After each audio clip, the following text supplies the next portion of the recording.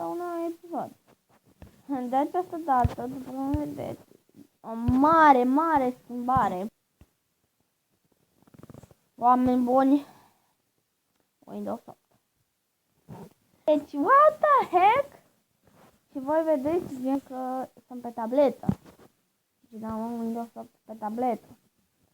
Nu știu, deci voi dacă ați mai văzut chestia asta, îmi dați în comentarii că am mai văzut asta. Și dacă n-ați mai văzut-o, lăsați like. Dacă ați văzut-o, la fel lăsați like. Adică, de ce nu? În fi, vreau să ating un mini info video. Deci, ca să știți. Deci, mini video. O să vă arăt cum să faceți și voi chestia asta. Dar o să vă țin în suspans până episodul viitor.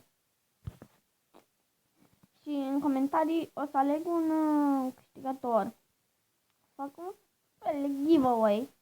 Un câștigător căruia să îi spun cum să-și instalezi Windows 8 sau 7 sau cum ce vrei pe Android. Dar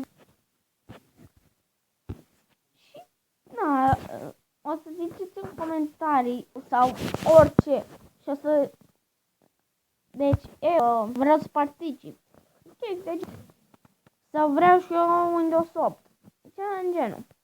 Și eu o să extrag, o să scriu numele pe niște biletele și o să extrag de acolo din numele mereu, o să extrag câștigător. Desigur vom vorbi pe Facebook, dacă ai Facebook. Dacă ai, desigur trebuie să ai și Facebook ca să... De fapt nu, hai fără Facebook ca să vă fie mai ușor. Doar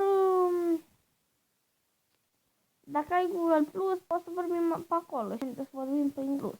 Așa că dacă ai Google Plus, o să vorbim acolo, că știi că ce să mai spun eu? Acesta o să mai și giveaway. Să dați like. Primul lucru, subscribe și că vreți să dați și share. Cum vreți. În fine, aceste... Acum hai să vă povestesc mai multe despre chestia asta. Nu o să vă spun iarăși cum să dați, pentru că nu o să mă păcăliți, dar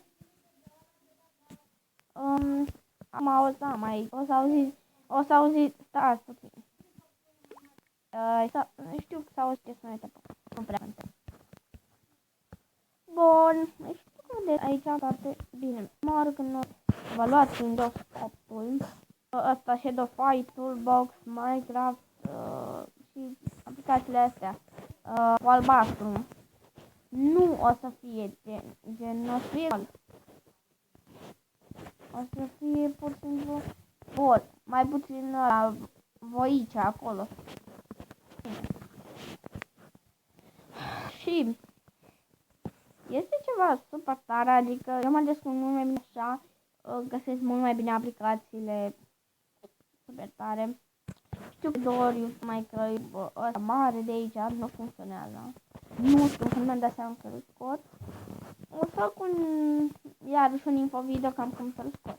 Dar dacă v-a plăcut acest episod, nu uitați să apăsați like, share și subscribe și ne vedem data viitoare. Pa, pa!